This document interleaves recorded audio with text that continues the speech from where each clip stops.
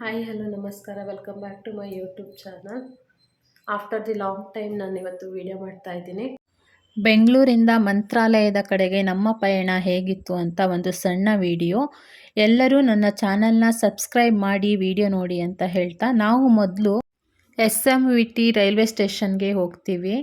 ಅಲ್ಲಿಂದ ವಂದೇ ಭಾರತ್ ಟ್ರೈನಲ್ಲಿ ನಾವು ಮಂತ್ರಾಲಯ ಹೋಗುವ ಪ್ಲ್ಯಾನ್ ಮಾಡಿದ್ವಿ.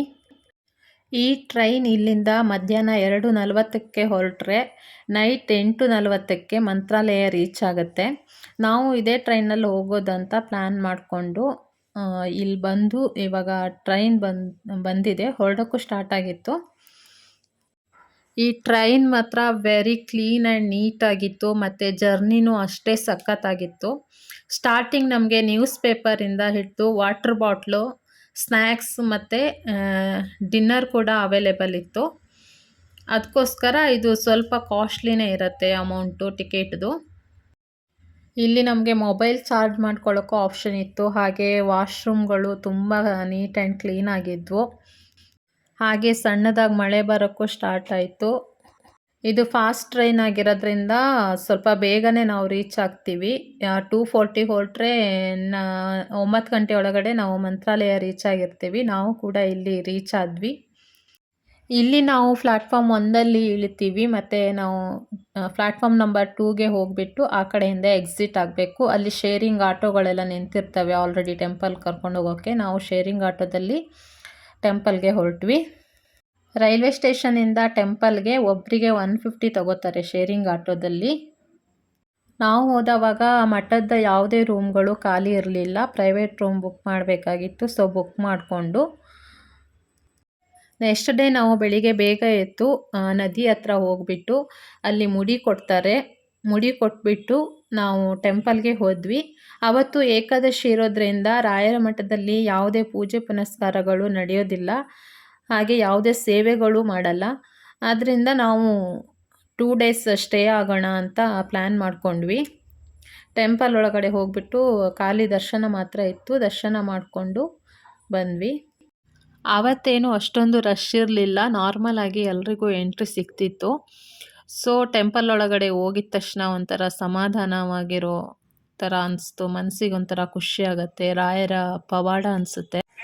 ಅನೇಕ ದೇವಸ್ಥಾನಗಳಲ್ಲಿ ಚೌಳರು ಹಳೆಯ ಕಾಲದವರು ಮಾಡಿದ ದೇವಸ್ಥಾನದಲ್ಲಿ ತನ್ನ ಮತ್ತು ತನ್ನ ಹೆಂಡತಿಯ ನಮಸ್ಕಾರ ಮಾಡುವ ಒಂದು ಕೆತ್ತನೆಯನ್ನು ಕೆತ್ತಿರ್ತಾರೆ ದೇವಸ್ಥಾನದಲ್ಲಿ. ದೇವಸ್ಥಾನದ ಗೋಪುರ ನೋಡಿ ಈ ಥರ ಕಾಣಿಸ್ತಾ ಇದೆ. ಇದನ್ನು ಮರೀದೆ ನೀವು ಹೋದವಾಗ ನೋಡ್ಕೊಂಡು ಬನ್ನಿ.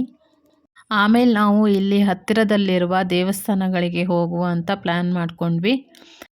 ಇಲ್ಲಿ ಸಹ ನಿಮಗೆ ಶೇರಿಂಗ್ ಗಾಡಿಗಳಿರ್ತವೆ. ನಾವು ಇಲ್ಲಿ ಶೇರಿಂಗ್ ಕಾರಲ್ಲಿ ಹೊರಟಿದ್ವಿ.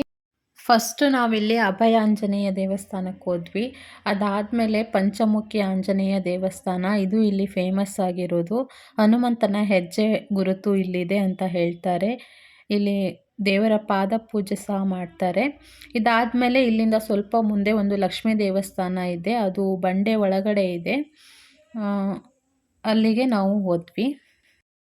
ಇದನ್ನು ಮುಗಿಸ್ಕೊಂಡು ನಾವು ಬಿಚ್ಚಾಲೆಗೆ ಹೋದ್ವಿ. ಅದು ಅಪ್ಪಣ್ಣಾಚಾರ್ಯವರ ಮನೆ. ಇಲ್ಲಿಯೇ ಶ್ರೀ ರಾಘವೇಂದ್ರ ಸ್ವಾಮಿಗಳು ವಿಶ್ರಾಂತಿ ಪಡೆದ ಸ್ಥಳ ಅಂತ ಇಂದಿಗೂ ಪ್ರತೀತಿ ಇದೆ. ಇದನ್ನು ನೋಡಿಕೊಂಡು ಸ್ವಲ್ಪ ಮುಂದೆ ಹೋದರೆ ತುಂಗಭದ್ರಾ ನದಿ ತೀರದಲ್ಲಿ ಏಕಶಿಲಾ ಬೃಂದಾವನ ಇದೆ. ಇದನ್ನು ಇಲ್ಲಿ 2ನೇ ಮಂತ್ರಾಲಯ ಅಂತಲೇ ಹೇಳ್ತಾರೆ. ಇದಂತೂ ತುಂಬ ಪ್ರಶಾಂತವಾದಂತಹ ಜಾಗ. ಇಲ್ಲಿ ರಾಯರು ಜಪ ಮಾಡಿರುವಂತಹ ಜಪಕಟ್ಟೆ ಇರ್ಬೋದು, ಮತ್ತು ಏಕಶಿಲಾ ಬೃಂದಾವನ ಇದೆ, ಮತ್ತು ಇಲ್ಲಿ ಶಿವನ ಮೂರ್ತಿ ಮತ್ತು 2 ಟೆಂಪಲ್ಗಳು ಎಲ್ಲ ಇದ್ದಾವೆ. ಅಲ್ಲಿರುವ ಪೂಜಾರಿಗಳು ನಿಮಗೆ ಇಲ್ಲಿನ ಸ್ಟೋರಿನ ನಿಮಗೆ ಯಾವ ಭಾಷೆಯಲ್ಲಿ ಬೇಕೋ ಆ ಭಾಷೆಯಲ್ಲಿ ಎಕ್ಸ್ಪ್ಲೇನ್ ಸಹ ಮಾಡ್ತಾರೆ. ಇಲ್ಲಿ ರಾಯರು ಬಳಸುತ್ತಿರುವಂತಹ ಒರಳು ಕಲ್ಲು ಮತ್ತು ಜಪಕಟ್ಟೆ ಇದನ್ನೆಲ್ಲ ನೋಡ್ಬೋದು. ತುಂಬಾ ಚೆನ್ನಾಗಿದೆ ಈ ಜಾಗ. ಇಲ್ಲಿ ಇಂದಿಗೂ ಅಪ್ಪಣ್ಣಾಚಾರ್ಯರ ವಂಶಸ್ಥರು ಇದ್ದಾರೆ ಮತ್ತು ಇಲ್ಲಿಗೆ ಬರ್ತಾರೆ ಅಂತ ಹೇಳ್ತಾರೆ. ಇಲ್ಲಿ ಸಹ ಯಾವಾಗಲೂ ಪ್ರಸಾದದ ಊಟ ಕೊಡ್ತಾರೆ, ಬಟ್ ಆವತ್ತು ಏಕಾದಶಿ ಇರೋದ್ರಿಂದ ಇಲ್ಲಿನೂ ಊಟ ಇರಲಿಲ್ಲ. ಇದನ್ನೆಲ್ಲ ಮುಗಿಸ್ಕೊಂಡು ನಾವು ರಿಟರ್ನ್ ರಾಯರ ಸನ್ನಿಧಾನಕ್ಕೆ ವಾಪಸ್ ಹೋದ್ವಿ. ಆಮೇಲೆ ನಾವು ಔಟ್ಸೈಡ್ ಲಂಚ್ ಮಾಡಿಕೊಂಡು ನಮಗೆ ಏನಾದರೂ ಬೇಕಂದರೆ ಪರ್ಚೇಸ್ ಮಾಡಿಕೊಂಡು ಮತ್ತೆ ರೂಮ್ಗೆ ಹೋದ್ವಿ. ಈವ್ನಿಂಗ್ ಈ ಥರ ರಾಯರ ಮಠ ಈ ಥರ ಕಾಣಿಸುತ್ತೆ. ಇದು ಮತ್ತೆ ಸಂಜೆ ಬಂದುಬಿಟ್ಟು ನಾವಿಲ್ಲಿ ಒಂದು ಸ್ವಲ್ಪ ಹೊತ್ತು ಕೂತ್ಕೊಂಡಿದ್ವಿ. ನೆಕ್ಸ್ಟ್ ಡೇ ಗುರುವಾರ ಇತ್ತು. ನಮಗೆ ದರ್ಶನ ಮಾಡೋಕ್ಕೆ ಒಳ್ಳೆ ದಿನವೂ ಆಗಿತ್ತು. ನೆಕ್ಸ್ಟ್ ಡೇ ನಾವು ಮತ್ತೆ ಟೆಂಪಲ್ಗೆ ವಿಸಿಟ್ ಕೊಟ್ವಿ. ದೇವಸ್ಥಾನದಲ್ಲಿ ನೈಟಲ್ಲಿ ಲೈಟ್ ಹಾಕ್ತಾರೆ, ಆವಾಗ ದೇವಸ್ಥಾನ ನೋಡೋಕ್ಕೆ ತುಂಬ ಚೆನ್ನಾಗಿ ಕಾಣಿಸುತ್ತೆ. ಅದನ್ನು ನೀವು ಮಿಸ್ ಮಾಡ್ಕೋಬೇಡಿ. ಆವತ್ತು ಮಧ್ಯಾಹ್ನ ನಾವಲ್ಲಿ ಪ್ರಸಾದ ಊಟ ಮಾಡಿದ್ವಿ. ಈವ್ನಿಂಗು ಊಟ ಇರುತ್ತೆ ಮತ್ತು ಮಧ್ಯಾಹ್ನವೂ ಇರುತ್ತೆ.